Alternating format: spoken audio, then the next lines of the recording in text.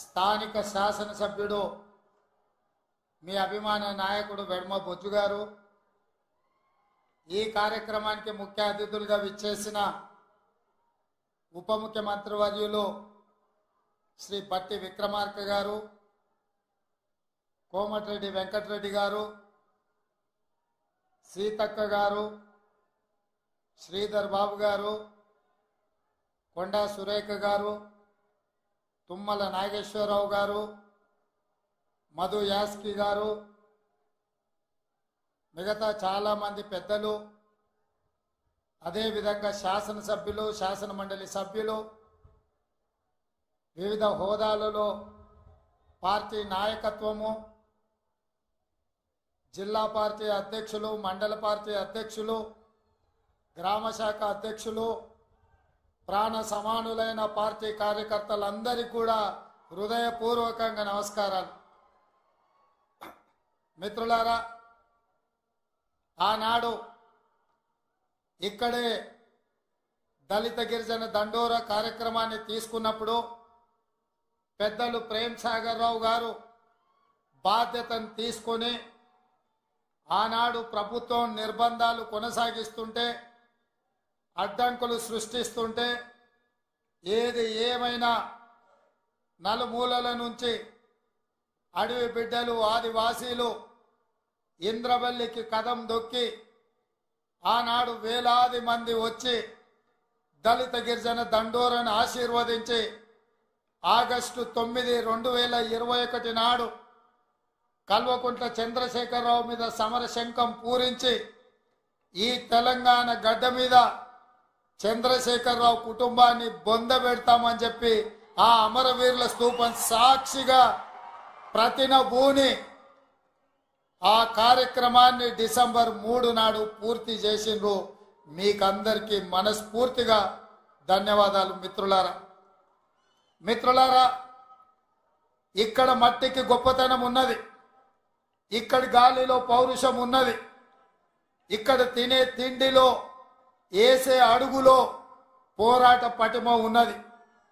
ఈ గడ్డ మీద మీ బిడ్డ కొమరం భీం జల్ జంగల్ జమీన్ అని చెప్పి ఆనాడు రాజ్యాలకు వ్యతిరేకంగా, అదేవిధంగా రామ్జీ గోండు, ఈ ప్రాంత గోండు బిడ్డ బ్రిటిషర్స్ కు వ్యతిరేకంగా, రజాకర్లకు వ్యతిరేకంగా కొమరం భీం ఆనాడు పౌరుషంతో పోరాడిను.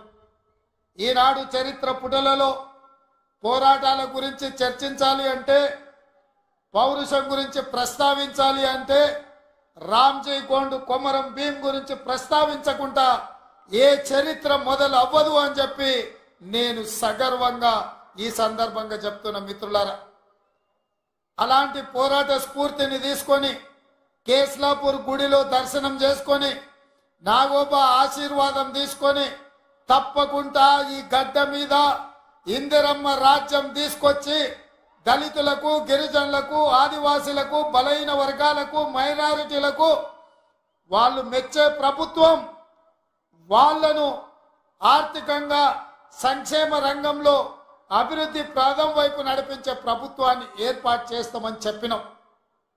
ఇవాళ ప్రభుత్వం ఏర్పడ్డది.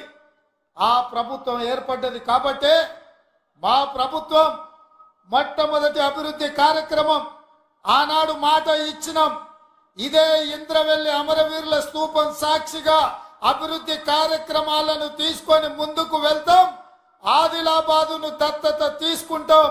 తప్పకుండా ఈ ప్రాంతాన్ని, తప్పకుండా ఆదిలాబాదు ప్రాంతాన్ని, ఈ అడవ బిడ్డల ప్రాంతాన్ని, ఈ అమాయకుల ప్రాంతాన్ని, ఈ ఆదివాసీల ప్రాంతాన్ని అభివృద్ధి పదం వైపు నడిపించే బాధ్యత ఇందిరమ్మ రాజ్యం తీసుకుంటదని ఆనాడు ప్రతిజ్ఞ చేసినాం.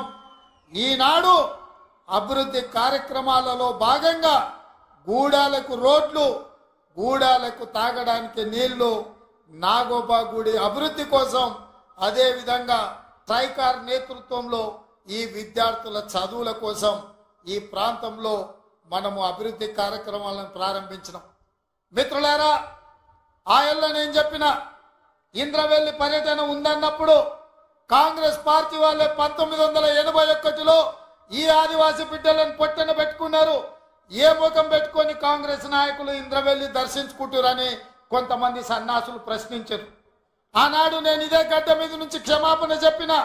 ఉమ్మడి రాష్ట్రంలో సమైక్య పాలనలో సీమాంధ్ర పాలకులు తెలంగాణ బిడ్డలను, ఆదివాసీ బిడ్డలను, అడవి బిడ్డలను తుపాకీ తూటాలతో నేలకు వరుగుతుంటే, వాళ్ళ రక్తం చిందుతుంటే నిస్సహాయులమై సమైక్య పాలనలో చేతులు కట్టుకొని కూర్చున్నారు కొందరు.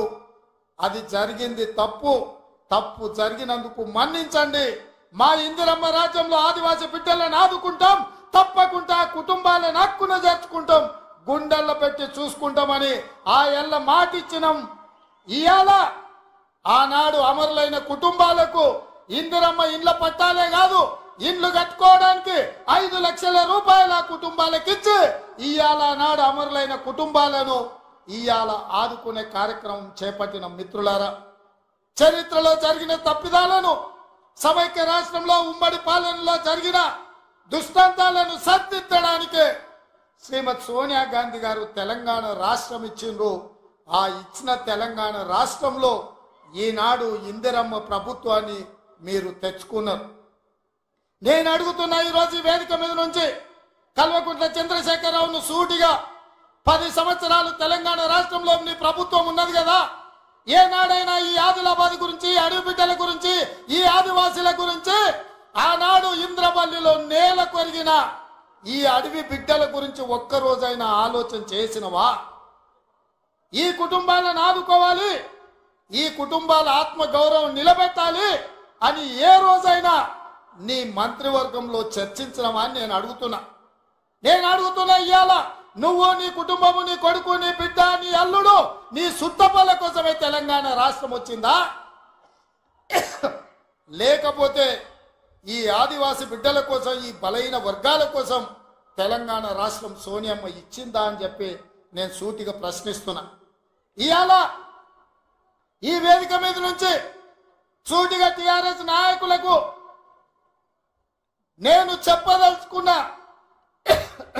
తెలంగాణ ప్రజలు 10 సంవత్సరాల మీ దుర్గమార్గమైన పాలనను, ఈ తెలంగాణ రాష్ట్రాన్ని చెరుకు తోటల్లో అడవి పందులు ఏ విధంగా అయితే విధ్వంసం చేస్తాయో, ఈ తెలంగాణ రాష్ట్రం మీద మీరు, మీ కుటుంబ సభ్యులు, మీ పార్టీలు పడి దోసుక తిని కొల్లగొట్టి విధ్వంసం చేసి ఈ తెలంగాణ రాష్ట్రాన్ని విధ్వంస రాష్ట్రంగా మాకు అప్పజెప్పారు.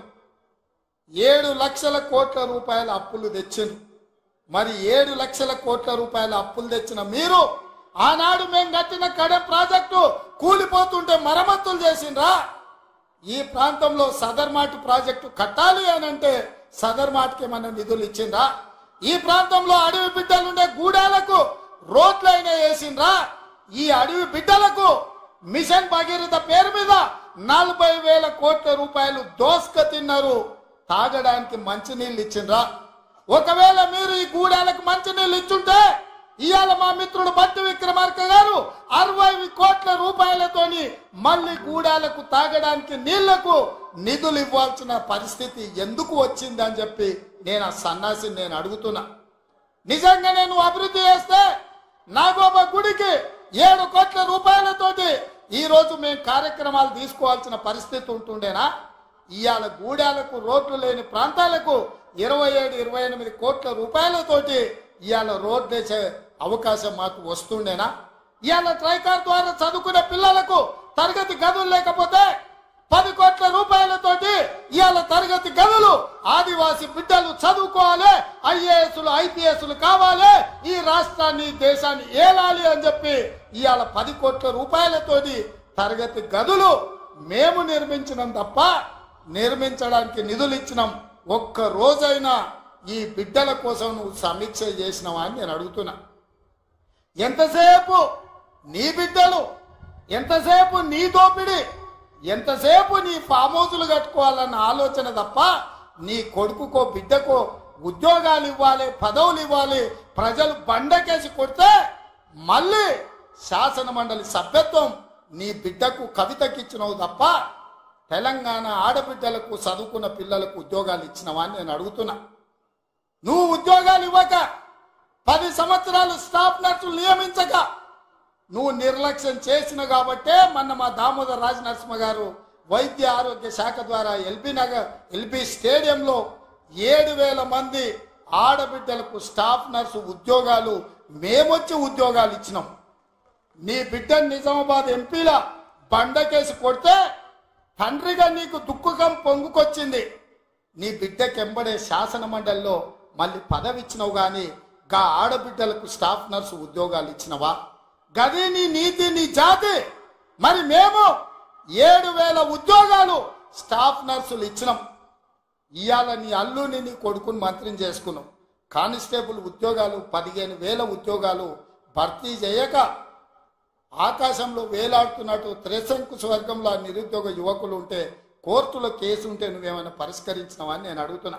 అందుకే మేము వచ్చిన ఎంబడే హోంశాఖ నా దగ్గరనే ఉంది. డీజీపీని ఇతర అధికారులను పిలిచి సమీక్షించి వేలాది మంది నిరుద్యోగ యువకులు ఈ రోజు నిరుద్యోగులుగా అమీర్పేట్లలో లేకపోతే అశోక్ నగర్ చౌరస్తాల్లో దిల్సు నగర్ చౌరస్తాల్లో ఇంటికెళ్ళి తల్లిదండ్రులకు మొహం చూయించుకోలేక నిస్సారంగా జీవితం గడుపుతున్నారు. వాళ్లకు ఉద్యోగాలు ఇవ్వాలని కోర్టుల్లో ఉన్న కేసులను ఇవాళ త్వరితగతిన పరిష్కరించాలని ప్రయత్నం చేసినాం. నువ్వు ఎంత అడ్డం పడ్డా, నువ్వు ఎంత గగ్గోలు పెట్టినా, బిల్లా రంగాలు మమ్మల్ని ఎన్ని శాపనార్థాలు పెట్టినా 15 రోజుల్లో 15,000 కానిస్టేబుల్ పోస్టులు భర్తీ చేసే బాధ్యత, 15 రోజుల్లో 15,000 కానిస్టేబుల్ పోస్టులు భర్తీ చేసే బాధ్యత మా మంత్రివర్గం తీసుకుంటుంది. మాది బాధ్యత అని చెప్పి నేను ఈ వేదిక మీద నుంచి మాట ఇస్తున్న మిత్రులారా, ఈరోజు తెలంగాణ సమాజం ఆలోచన చేయండి. ఈ తెలంగాణ రాష్ట్రం ఎవరి చేతిలో భద్రంగా ఉంటుంది? ఈ తెలంగాణ రాష్ట్రం త్యాగాల పునాదుల మీద ఏర్పడ్డ ఈ రాష్ట్రం ఎవరు భద్రంగా కాపలా కాస్తారు? ఎవరు భద్రంగా ఈ రాష్ట్రాన్ని అభివృద్ధి పదం వైపు నడిపిస్తారో మీరు ఆలోచన చేయండి. మేము వచ్చే 60 రోజులు కానే లేదు, 2 నెలలు ఇంకా పూర్తి కాలే. 7 తారీఖు వస్తే 2 నెలలు, 7 తారీఖు ఇంకా 5 రోజులు తక్కువనే ఉంది. అప్పుడే 6 గ్యారెంటీలు అమలు చేయలేదంటాడు సన్నాసుడు. ఆయనతోని శాత కాదు ఎట్లా చేయడంటాడు.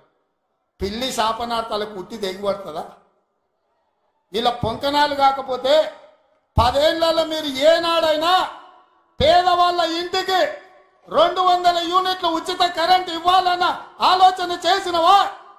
పేదవాడు ఆత్మగౌరవంతో బ్రతకాలి అంటే ఇందిరమ్మ ఇండ్లు ఇవ్వాలన్న ఆలోచన ఏనాడైనా చేసినవా?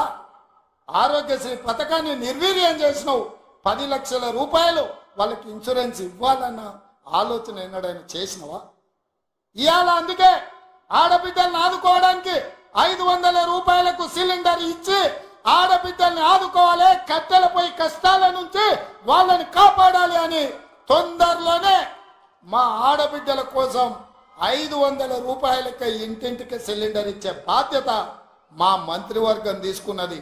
1,00,000 మంది ఆడబిడ్డలతోని ప్రియాంక గాంధీ గారిని రప్పించి 1,00,000 మంది ఆడబిడ్డల సమక్షంలో సిలిండర్ 500 రూపాయల కార్యక్రమాన్ని తొందరలోనే మీ ప్రభుత్వం మన ప్రభుత్వం తీసుకోబోతుంది అని చెప్పి మా మిత్రులందరికీ నేను చెప్పదలుచుకున్నా.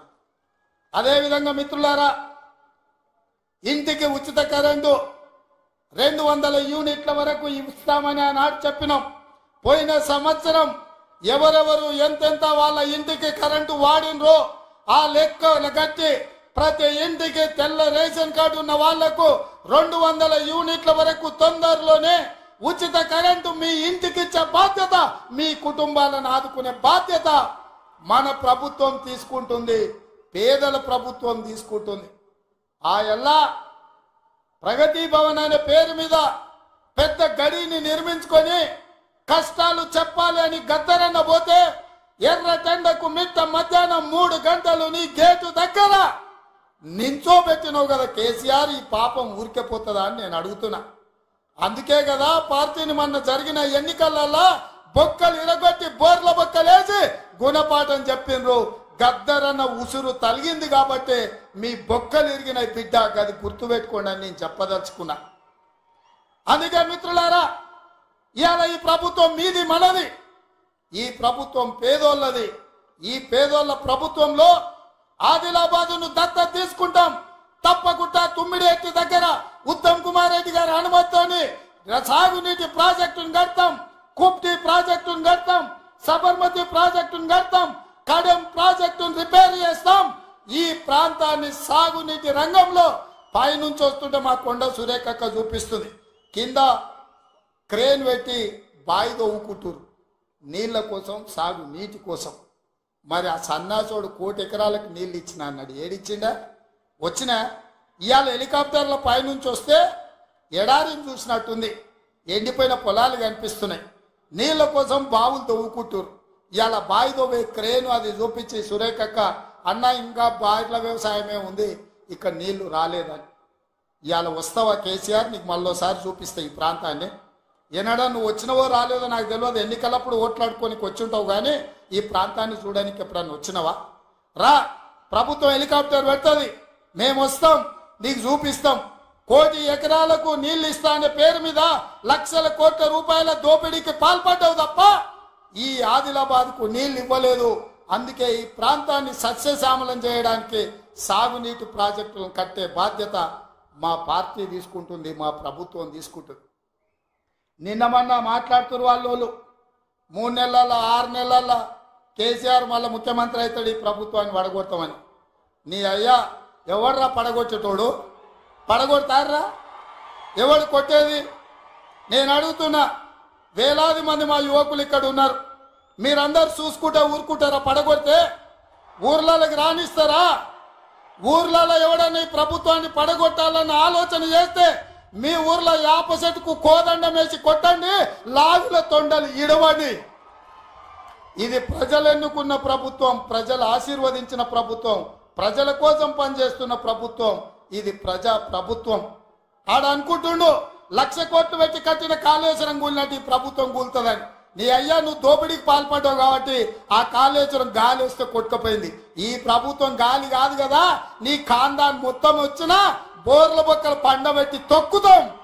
ఎవడని ప్రభుత్వం పడుతుందనో 6 నెలలకో 3 నెలలకో కేసీఆర్ ముఖ్యమంత్రి అవుతాడని చెప్పిండంటే మూతి పండ్లు రాలుతాయని నేను చెప్పదలుచుకున్నా. ఇంకా మన చూసిన నిత్యానంద స్వామి అని ఒక ఆయన ఉన్నాడు, తెలుసు కదా మీకు అందరికీ. ఆయన ఇక్కడక్కడైతే లాభం లేదని పోయి ఎన్నో దీవి కొనుక్కొని దానికి రాజు అని ప్రకటించుకున్నాడు. ఇక కేసీఆర్ సంపాదించిన అక్రమ సంపాదన ఉంటే పోయి ఏమన్నా అడవిలో పోయి ఎక్కడన్నా పోయి దీవులలో పోయి దీవి కొనుక్కొని దానికి రాజు అని ప్రకటించుకోవాల్సిందే, లేకపోతే ఆయన ఫామ్ హౌస్కి ఆయన ముఖ్యమంత్రి కావాల్సిందే తప్ప ఈ తెలంగాణ రాష్ట్రానికి మళ్ళీ జన్మలో ముఖ్యమంత్రి కాదు కదా, మంత్రి పదవి కూడా కేసీఆర్కు రాదని నేను చెప్పదలుచుకున్నా.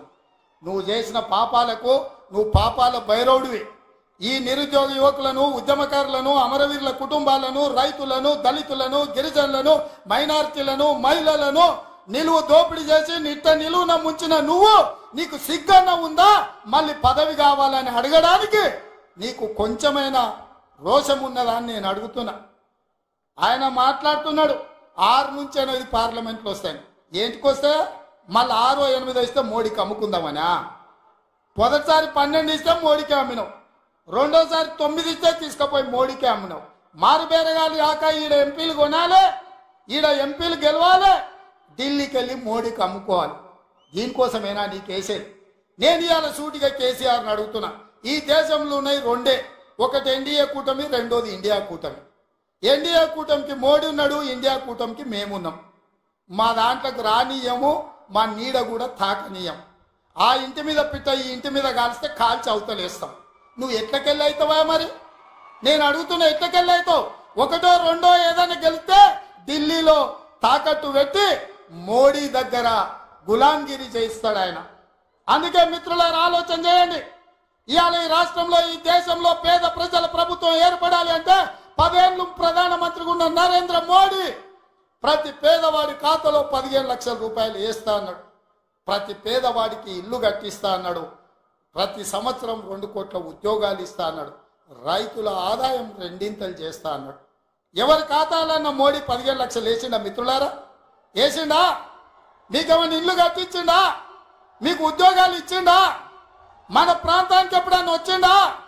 పోనీ మీ ప్రాంతంలో ఆదివాసీ బిడ్డ స్వయం బాబురావుని ఎంపీ గెలిపించిండు, మంత్రి పదవిని ఇచ్చిండా?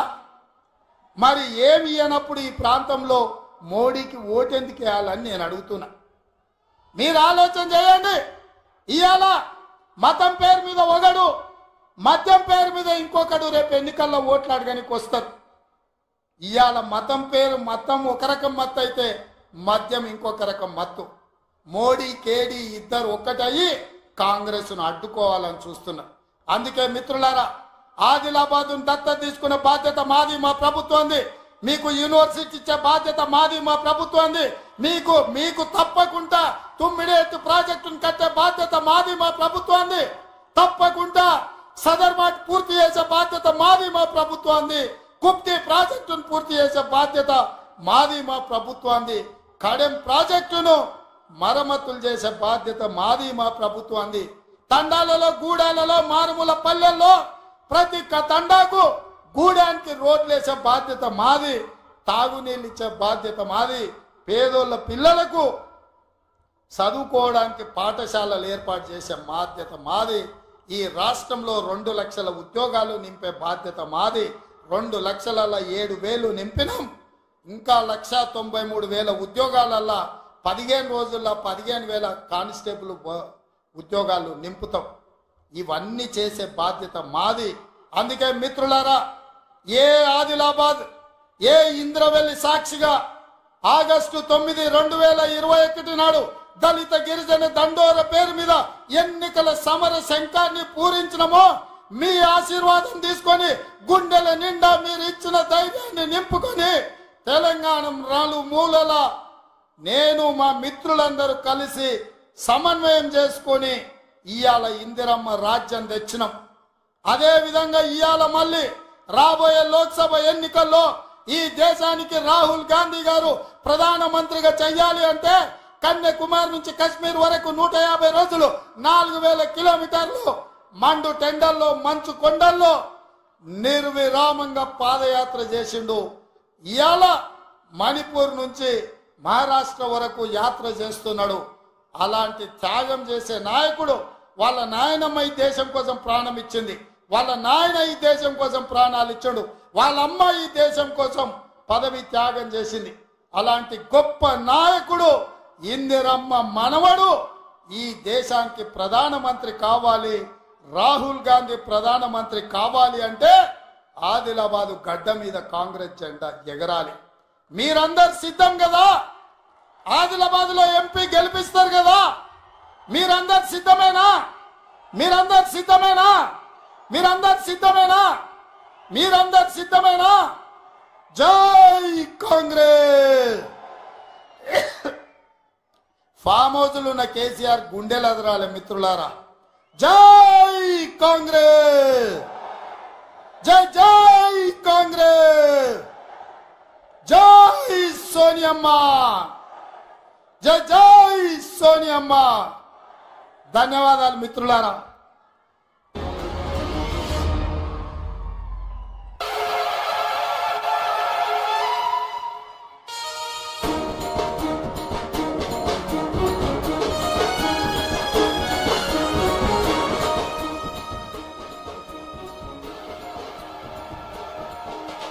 ఇంద్రవెల్లి కొండల్లో దండు పుట్టిందో వస్తవా తమ్ముడా, దళిత గిరిజన గన్నల దండోర బ్రోగే వస్తవా సెల్లడా, కాంగ్రెస్ సైనికుల శంఖము తినారు రో, తెలంగాణ పిల్ల జల్ల పిడికిలెత్తినారు రో, నల్ల కొండ నడుం గట్ట కరీంనగరు కథం దక్కి దళిత